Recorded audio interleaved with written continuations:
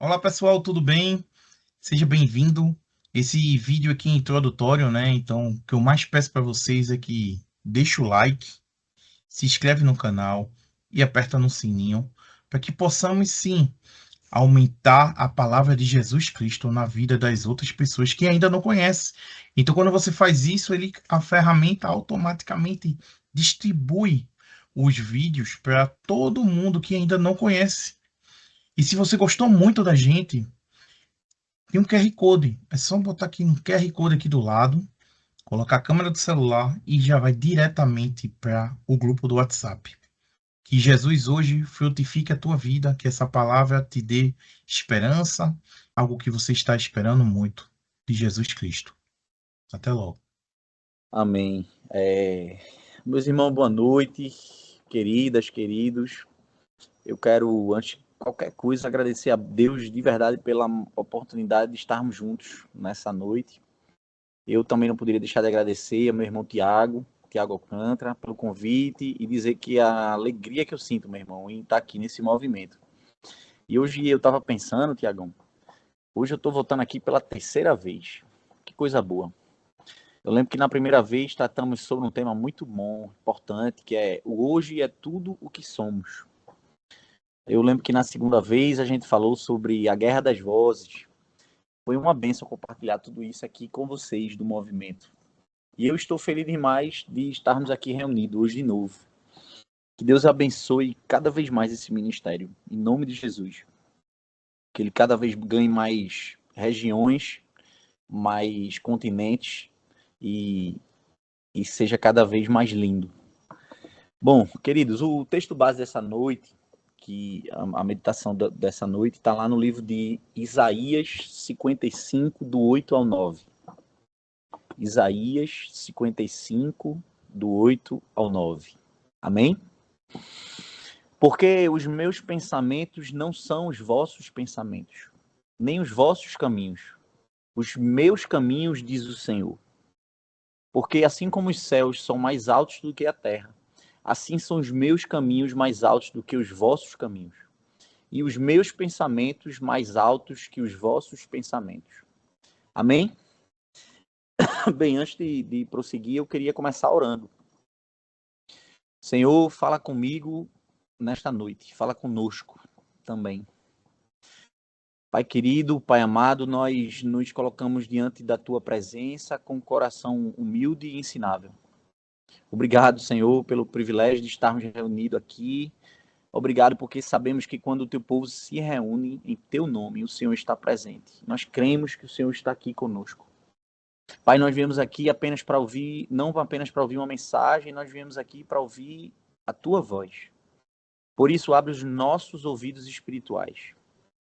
Que toda distração, toda ansiedade, toda preocupação fiquem do lado de fora deste lugar, da casa desse irmão e irmã aqui presente.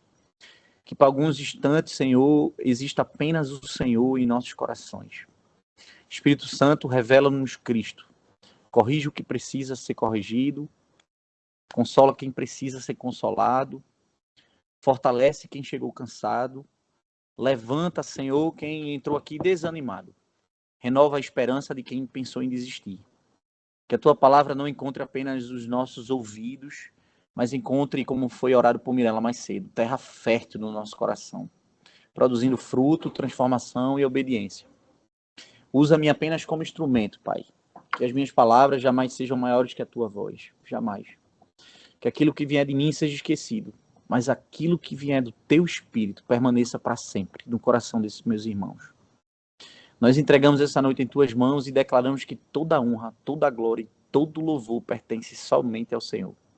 E que ao final dessa palavra saiamos mais perto de ti de quando nós chegamos. Que eu diminua, que o Senhor cresça, que a tua palavra floresça, que teu Espírito nos aqueça e que nessa fé amadureça em nome de Jesus. Amém. Bem, irmãos, existe uma pergunta que acompanha praticamente todos aqueles que decidem andar com Deus. Talvez ela já tenha saído dos seus lábios alguma vez, talvez ela esteja nesse exato momento dentro do seu coração. E é uma pergunta simples. Senhor, por quê?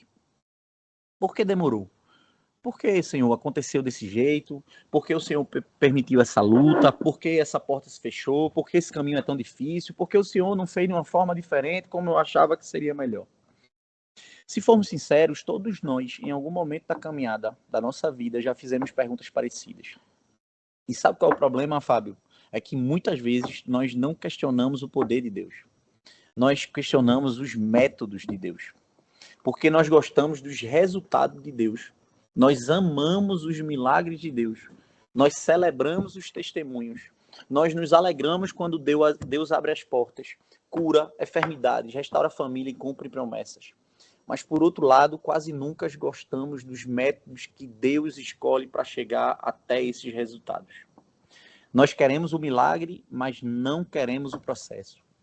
Queremos Davi sentado no trono, mas não queremos o menino esquecido no campo, cuidando de ovelhas. Nós queremos José governando o Egito, mas não queremos poço, escravidão, prisão. Queremos Moisés abrindo o Mar Vermelho, mas não queremos 40 anos de deserto. Queremos a ressurreição, mas não queremos a cruz. Nós gostamos do destino, mas muitas vezes resistimos ao caminho. E é justamente aí que nasce a nossa crise. Porque Deus está muito mais interessado em formar pessoas do que simplesmente resolver problemas. Nós olhamos para o resultado, Deus olha para o processo. Nós pensamos na chegada, Deus trabalha durante toda a caminhada. Enquanto nós perguntamos quando isso vai acabar, Deus pergunta o que isso está produzindo em você, filho, em você, filha. E sabe por quê? Porque Deus não trabalha apenas para mudar as circunstâncias. Deus trabalha para transformar pessoas. E pessoas não são transformadas apenas pelos milagres. São transformadas pelos métodos de Deus. E é exatamente por isso que Isaías, como lemos, registra as palavras tão conhecidas. Porque os meus pensamentos não são os vossos pensamentos, nem os vossos caminhos, os meus caminhos, diz o Senhor. Como quem diz, Ricardo, vocês pensam em linhas retas. Eu trabalho com profundidade. Vocês contam tempo, eu construo eternidade. Vocês querem velocidade, eu quero maturidade. E eu creio que essa seja uma das maiores lições da vida cristã. Os caminhos de Deus sempre produzem os resultados de Deus. Mas quando tentamos trocar os métodos de Deus pelos nossos métodos, muitas vezes também abrimos mão daquilo que Deus queria produzir em nós. Nesta noite eu quero caminhar com vocês pela palavra e mostrar o que mudou profundamente a minha maneira de enxergar a vida. Na Bíblia, Deus quase nunca faz as coisas do jeito que as pessoas esperam. Mas Ele sempre faz do jeito certo. E quando aprendemos a confiar não apenas nas promessas de Deus, mas também nos métodos de Deus, descobrimos que até aquilo que parecia atraso, Tiago, era preparação. Até aquilo que parecia perda era proteção. E até aquilo que parecia um desvio, que eu não estava entendendo, era o caminho que Deus havia escolhido para nos levar exatamente ao lugar onde Ele sempre quis que estivéssemos. Porque os métodos de Deus nem sempre fazem sentido no começo, mas sempre revelam o seu propósito no final. Eu acredito que um dos primeiros métodos de Deus é o processo. Se existe uma coisa que nós precisamos entender é que Deus dificilmente trabalha com atalhos. Nós gostamos, como eu disse, de velocidade e Deus gosta de profundidade. Nós gostamos de dias, Deus forma caráteres. Nós contamos os dias, Deus forma caráteres. E esse é um dos primeiros métodos de Deus que aparece nas Escrituras. Deus trabalha através de processos. Talvez alguém pergunte, tá, Ricardo, e onde você vê isso? Em praticamente toda a Bíblia, irmão. Mas hoje eu quero olhar para um homem, para José. Porque José talvez seja um dos maiores exemplos de alguém que recebeu uma promessa rapidamente, mas precisou viver um longo processo antes de efetivamente experimentá-la. A Bíblia diz que José tinha apenas 17 anos quando Deus lhe deu aqueles sonhos. Deus mostrou algo extraordinário. Seus irmãos se inclinando diante dele, fez-se curvando, o sol, a lua e as estrelas prestando honra. Imagina aquele jovem, 17 anos, cheio de expectativas, cheio de sonhos, cheio de entusiasmo. Se fosse um de nós, provavelmente pensaríamos, agora falta pouco. Deus já revelou e logo vai acontecer. Mas os métodos de Deus são diferentes dos nossos. Porque logo depois do sonho veio o poço, depois do poço veio a escravidão, depois da escravidão veio a falsa acusação. E depois da falsa acusação veio a prisão. E dentro da prisão vieram anos de silêncio. Que método estranho, não é não? Deus mostra um trono, mas conduz José para uma prisão. Humanamente falando, não faz sentido isso. Não fazia sentido isso. Porque nós imaginamos que quando Deus promete alguma coisa, a estrada estará sempre de subida. Mas muitas vezes o caminho da promessa passa pelo vale. E isso nos incomoda. Porque nós confundimos dificuldades com a ausência de Deus. Achamos que se estamos enfrentando oposição, então Deus nos abandonou. Mas a história de José prova exatamente o contrário. Deus estava tão presente no palácio quanto na prisão. Aliás, em alguns momentos, José experimentou mais a presença de Deus na prisão do que viria a experimentar em tempos de abundância. Porque o processo nunca significou abandono. O processo sempre significou preparação. E talvez seja aqui que Deus queira falar com alguém nesta noite. Talvez você esteja vivendo exatamente a fase entre o sonho e o cumprimento. Você sabe o que Deus prometeu, você crê na palavra, mas tudo que os seus olhos conseguem enxergar é um cenário completamente diferente. E você pergunta, Senhor, foi mesmo o Senhor que falou isso? José também poderia ter pensado isso. Mas existe algo lindo no texto. Em Gênesis, repetidas vezes, a Bíblia fez questão de dizer: o Senhor era com José. Não diz apenas quando ele chegou ao palácio. Diz isso quando ele era escravo. Diz isso quando ele estava preso. Porque a presença de Deus nunca dependeu das circunstâncias. Ela sempre acompanhou o propósito. E aqui existe uma lição extraordinária. Deus não estava apenas levando José para governar o Egito. Deus estava formando um homem capaz de sustentar aquilo que receberia.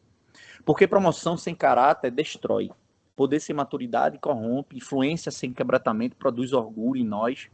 José precisava aprender a servir antes de governar. Precisava aprender a esperar antes de liderar. Ele precisava aprender a depender de Deus antes de administrar uma nação. E aqui está um princípio primordial que Deus falou muito ao meu coração. Deus está muito mais preocupado com quem você está se tornando do que com o lugar aonde você vai chegar. Nós pedimos promoção, Deus trabalha a maturidade, pedimos respostas, ele nos transforma. Nós pedimos que ele mude a circunstância, ele começa primeiro mudando o nosso coração.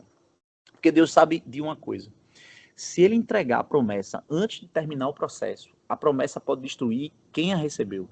Foi por isso que José esperou tantos anos. Não porque Deus estava atrasado, mas porque Deus nunca chega atrasado. Quem precisava amadurecer era José. Há uma frase que resume esse primeiro método. O tempo da promessa não é determinado pela nossa ansiedade, mas pelo propósito de Deus. E talvez alguém diga, mas Ricardo, então Deus gosta de nos fazer esperar? Não. Deus gosta de nos preparar. E há uma diferença enorme, Tiago. A espera para Deus nunca é tempo perdido. É oficina, é uma escola, é treinamento. É o lugar onde Deus faz de nós aquilo que ninguém consegue ver. Porque os maiores milagres de Deus nem sempre acontecem ao nosso redor. Às vezes acontecem dentro de nós. E sabe o que é mais bonito, irmão? Quando José finalmente chega diante do faraó, ele não é mais o adolescente impossível que contou sonhos aos irmãos. Agora ele é um homem quebrantado, maduro, humilde, dependente de Deus. O palácio mudou sua posição, mas foi o processo que transformou o coração de José. E eu creio que seja exatamente isso que Deus esteja fazendo com você. Você pensa que Deus está demorando para abrir uma porta, mas talvez Ele esteja usando esse tempo para abrir algo muito mais importante, o seu coração. Porque esse é o primeiro método de Deus. Ele nunca prepara apenas destino. Ele prepara primeiro a pessoa que chegará até lá. E existe algo curioso na maneira como Deus trabalha. Um outro método sempre utilizado por Deus segundo as Escrituras. De fato, quando nós olhamos para a Bíblia, descobrimos, Tiago, algo ainda mais surpreendente. Não basta Deus trabalhar por processos. Na maioria das vezes, ele escolhe começar justamente pelas pessoas que ninguém escolheria. Esse é o segundo método. Se nós estivéssemos montando uma equipe, possivelmente nós faremos isso. Nós escolheríamos os mais fortes, os mais preparados, os mais experientes, certamente os mais influentes, o que tem o melhor currículo, o cara que tem recursos, o que tem nome. Mas Deus tem um hábito que atravessa toda a Bíblia e que não faz sentido para nós. Ele gosta de surpreender. E uma das maiores surpresas dos métodos de Deus é que ele frequentemente escolhe justamente aqueles que ninguém escolheria. Nós vemos isso em Abraão, um homem já idoso para ser pai de uma grande nação. Nós vemos isso em Moisés, um homem que dizia, desculpa, um homem que dizia não saber falar para libertar um povo inteiro. Nós vemos isso em Gideão, que se considerava o menor da menor família, da menor tribo. Mas talvez nenhum exemplo seja tão marcante na Bíblia quanto Davi. A Bíblia conta que Samuel chegou à casa de Jessé, o pai de Davi, para ungir o futuro rei de Israel. Imagina aquela cena, irmão. Jessé reúne seus filhos e um por um começa a passar diante dele, diante do profeta. Quando Eliabe aparece, o irmão mais velho, Samuel pensa, certamente está diante do Senhor, o seu ungido. É ele. Ele era alto, tinha aparência de rei. Era exatamente o tipo de pessoa que eu e você certamente escolheríamos. Mas Deus interrompe Samuel e diz uma das frases mais profundas das Escrituras. Não atentes para a sua aparência, nem para a sua altura, porque o Senhor não vê como o homem vê. O homem vê a aparência, porém o Senhor vê o coração. Que versículo, meus amigos. É uma coisa linda. Porque ele revela dois olhares completamente diferentes. O homem olha para aquilo que impressiona. Deus olha para aquilo que permanece. O homem avalia competências. Deus procura disponibilidade. O homem escolhe pela aparência. Deus, como vimos, escolhe pelo coração. Samuel olha para 7 filhos e Deus diz, não é nenhum deles. Imagine, irmão, a tensão daquele momento. O profeta está ali, o azeite está preparado, mas Deus não autoriza derramá-lo sobre ninguém. Até que Samuel pergunta, acabaram os jovens? E Jessé responde quase sem importância. Ainda falta um menor, o menino, o pastor de ovelhas, aquele que nem foi chamado para a reunião. Enquanto toda a família estava dentro da casa, Davi estava no campo cuidando de ovelhas. Esquecido pelos homens, mas visto por Deus. E aqui existe algo que sempre toca o meu coração. Davi não estava procurando o trono, ele estava sendo fiel ao lugar onde Deus o havia colocado. Ele não sabia que Samuel estava chegando. Ele não acordou dizendo, eita, hoje é meu dia da minha promoção. Ele simplesmente fez o que fazia todos os dias. Cuidou das ovelhas. Porque pessoas segundo o coração de Deus não servem apenas quando estão sendo vistas. Servem porque amam a Deus. Mesmo quando ninguém está olhando. Será que alguém aqui se identifica com Davi? Você olha para a sua vida assim e diz, eu fui esquecido, parece que ninguém me vê, ninguém reconhece o meu esforço, ninguém percebe aquilo que eu faço diariamente. Mas eu quero lhe lembrar uma verdade nesta noite. Você pode até passar desapercebido pelos homens, mas jamais passará desapercebido por Deus. Enquanto Davi cuidava das ovelhas, Deus estava preparando o reino. Enquanto Davi afinava sua harpa, Tiago, Deus afinava seu caráter. Enquanto Davi enfrentava dias aparentemente comuns, o céu já havia decidido o seu futuro. Porque os métodos de Deus são diferentes dos nossos. Nós pensamos que Deus começa pelos grandes palcos, mas Deus quase sempre, começa nos campos escondidos. É no anonimato que Deus prepara quem suportará a notariedade. É no secreto que Deus forma quem será usado em público. Jesus ensinou, aliás, exatamente isso quando disse lá em Mateus 6,6. Teu Pai que vê em secreto te recompensará. Perceba como Deus trabalha. Antes do trono, houve o campo.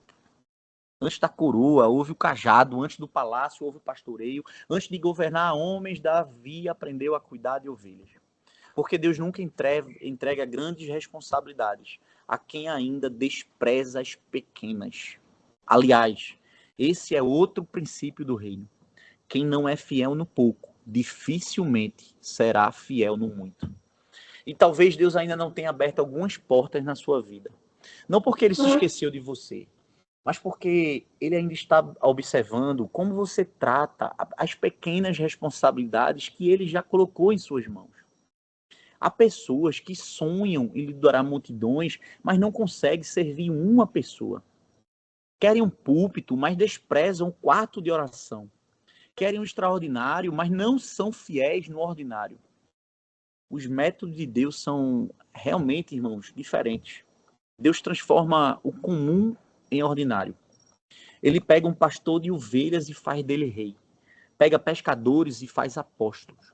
Pega um perseguidor de igreja e faz dele um Paulo. Porque Deus nunca precisou de pessoas extraordinárias. Ele sempre fez extraordinárias as pessoas que se colocaram em suas mãos. Por isso que quando Deus escolhe alguém, ele não consulta, Tiago, Deus não consulta as estatísticas da terra. Ele olha para aquilo que somente ele consegue enxergar, o coração.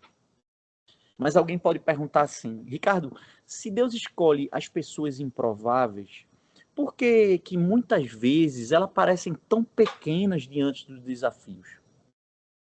A resposta nos leva ao terceiro método de Deus. Porque Deus não apenas escolhe os improváveis. Muitas vezes ele faz questão de reduzir os recursos para que ninguém tenha dúvida de que foi ele que fez. Eu confesso uma coisa para vocês. Esse talvez seja um dos métodos de Deus que eu menos gosto.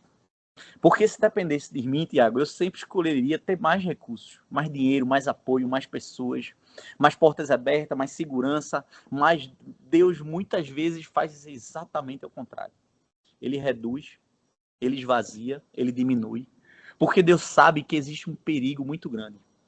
Quando nós temos recursos demais, corremos o risco de confiar nos recursos e deixar de confiar nele.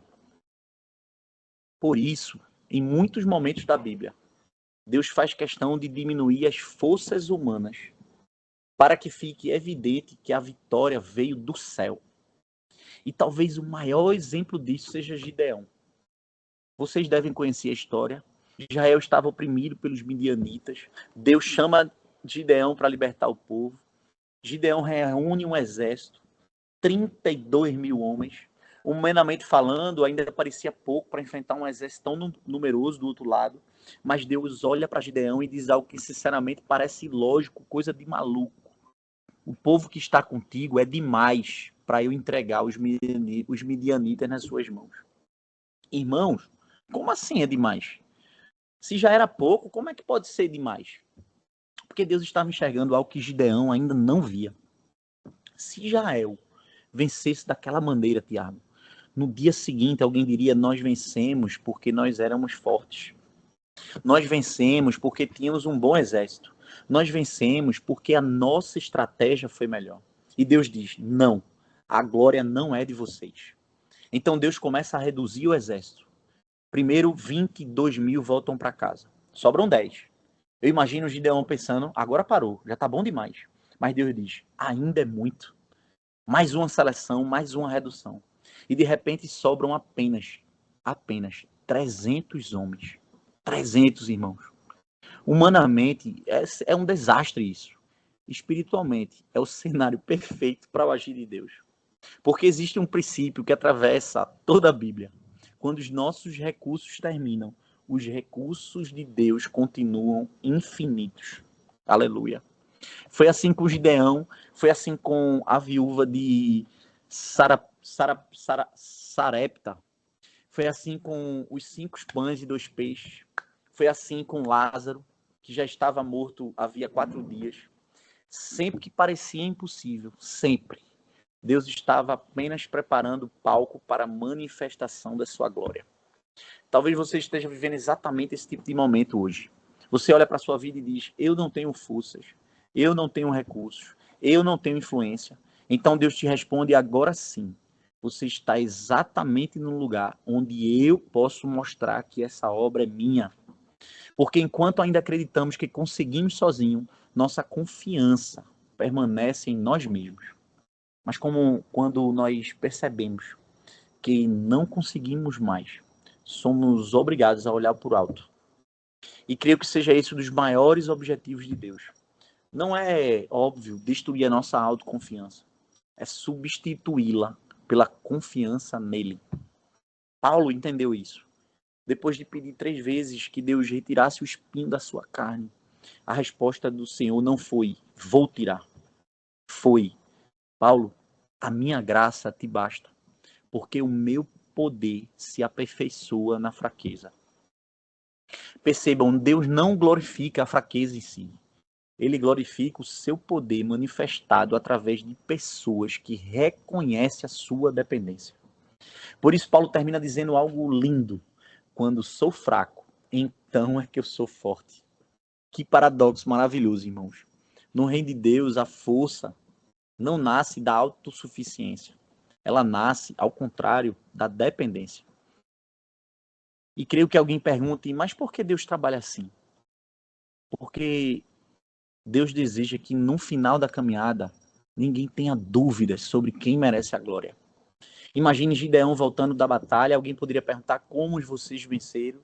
Ele jamais poderia responder, foi porque eram muitos, porque nossa estratégia foram boa. Não. Havia apenas uma única resposta possível. Foi Deus. E é exatamente a resposta que Deus deseja ouvir da nossa vida.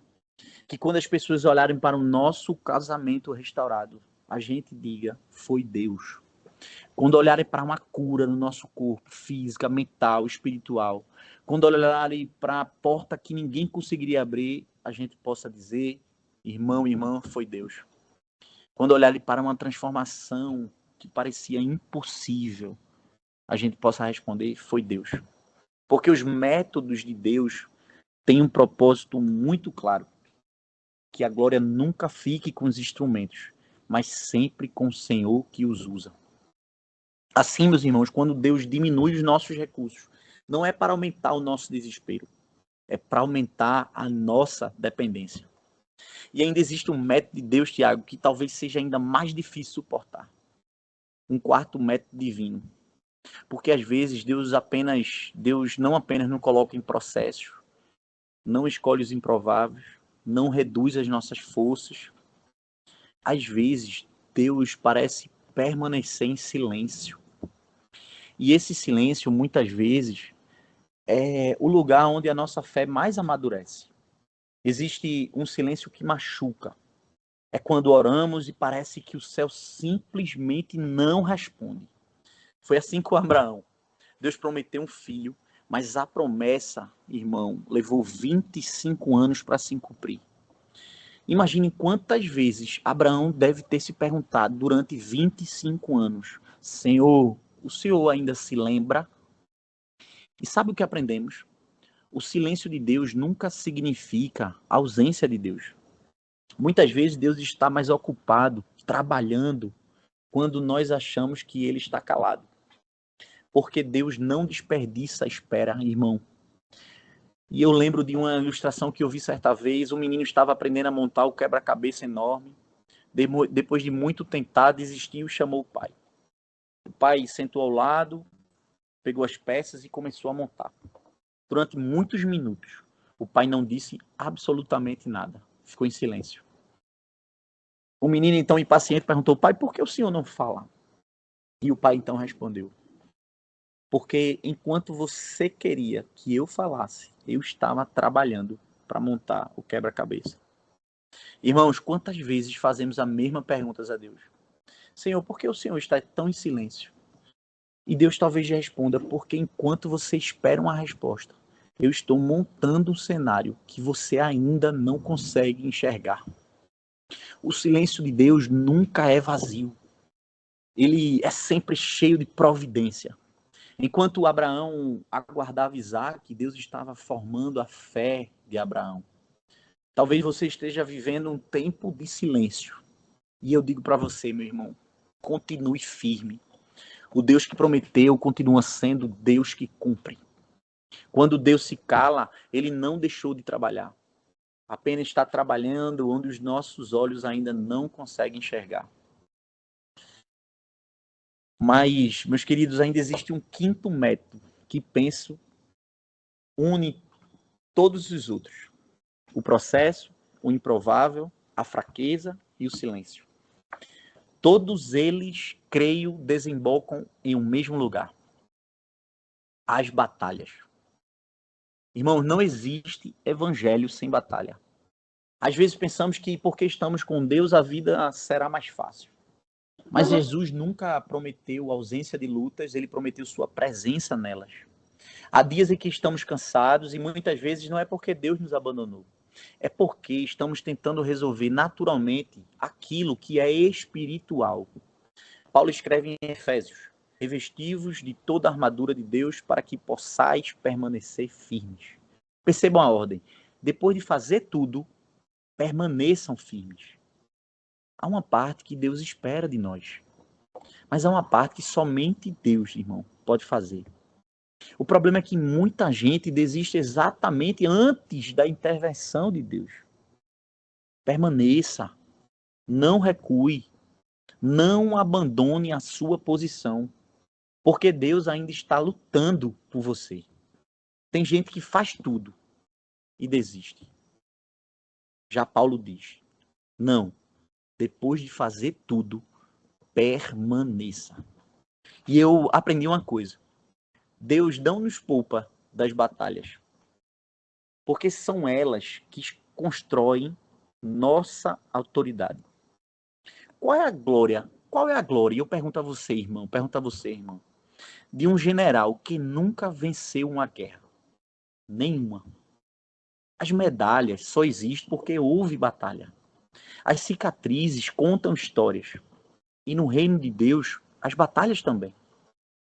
É por isso que, depois que Davi venceu Golias, Saul perguntou de quem é filho esse homem. Naquela cultura, naquele tempo, essa pergunta significava muito mais de saber o nome do pai. Era perguntar quem formou esse rapaz. De onde veio essa coragem? Quem é o pai desse menino? Mas nós sabemos a resposta. Davi não foi formado diante de Golias. Foi formado quando ninguém estava olhando. Ele primeiro venceu o leão, depois venceu o urso, só então venceu o gigante. As vitórias públicas são construídas nas batalhas secretas. E eu quero deixar uma verdade no seu coração. Você nunca contará um testemunho de uma batalha da qual você fugiu. Deus luta por você, mas ele não tira você da batalha. Ele entra nela com você. Porque no final, não serão apenas os seus inimigos derrotados. Você também sairá diferente. Mais maduro, mais forte, mais parecido com Cristo. E talvez agora você esteja entendendo algo. O processo, o improvável, a fraqueza, o silêncio e as batalhas nunca foram acidentes. Sempre foram os métodos de Deus. Meus irmãos, penso que ao longo desta palavra, você tenha se identificado com um desses métodos de Deus. E eu penso que talvez você esteja vivendo um processo que parece não terminar. Talvez você se sinta improvável, esquecido, pequeno demais. Talvez Deus recentemente tenha reduzido seus recursos e você esteja perguntando como tudo vai acontecer. Talvez você esteja vivendo um tempo de silêncio. Ou talvez você já esteja no meio da batalha. Mas, irmão, pegue isso aqui. Seja qual for a sua situação, eu quero lhe dizer uma coisa. Não desperdice o método de Deus tentando encontrar um atalho. Porque os atalhos podem nos levar mais rápido ao destino. Mas somente os métodos de Deus nos transformam na pessoa que conseguirá permanecer lá. Há uma frase que eu ouvi certa vez que diz assim: Deus está muito mais interessado na pessoa que você está se tornando do que no lugar onde você deseja chegar. Irmão, isso muda tudo, porque quando entendemos isso, deixamos de perguntar apenas, Senhor, quando isso vai acabar? E começamos a perguntar, Senhor, o que é que o Senhor quer produzir em mim através disso? Essa é uma pergunta da maturidade. Essa é uma pergunta de quem aprendeu a confiar. Porque confiar em Deus quando tudo está dando fácil, irmão, é fácil. Difícil é confiar quando o método dele não faz sentido. Mas é justamente aí que a fé cresce. E sabe qual é o maior exemplo disso, Tiago? A cruz. Nenhum discípulo entendeu a cruz. Na sexta-feira, tudo parecia derrota. Parecia fim. Parecia que Deus havia falhado. Mas o que eles não conseguiam enxergar era que Deus estava usando o método mais improvável da história para realizar a maior obra da história da humanidade. Aquilo que parecia derrota era o caminho para a vitória. Aquilo que parecia fim era apenas o começo. Porque os métodos de Deus quase nunca fazem sentido na sexta-feira, mas sempre fazem sentido no domingo da ressurreição. Aleluia. Os discípulos choravam na sexta, o inferno comemorou na sexta, o mundo achou que tudo havia acabado na sexta, mas Deus nunca, jamais perdeu o controle. Enquanto os homens chamavam de derrota, o céu chamava de redenção. Talvez alguém aqui, hoje, esteja vivendo a sua sexta-feira. Mas isso não significa que Deus desistiu de você. Por quê, irmão? E pega isso aqui. O domingo de Deus sempre chega. E quando ele chega, entendemos que cada processo, cada espera, cada lágrima, cada batalha, realmente tinha um propósito. Porque Deus nunca desperdiça aquilo que ele permite. Tudo coopera para formar aqueles que ele chamou. E eu termino voltando ao termo base que lemos no início. Os meus pensamentos não são os vossos pensamentos, nem os vossos caminhos, os meus caminhos, diz o Senhor. Talvez Deus esteja dizendo para alguém nesta noite: pare de tentar me entender em tudo. Aprenda a confiar em mim. Porque fé não é compreender todos os caminhos de Deus. Fé é continuar caminhando, mesmo quando ainda não os compreendemos. Irmãos, os métodos de Deus podem não ser realmente os mais fáceis, mas sempre são os que produzem os resultados mais eternos. E eu pergunto para você, qual método de Deus você está resistindo hoje? Se você confiar apenas nas promessas de Deus, sua fé será testada. Mas quando aprender a confiar também nos métodos de Deus, sua fé amadurecerá.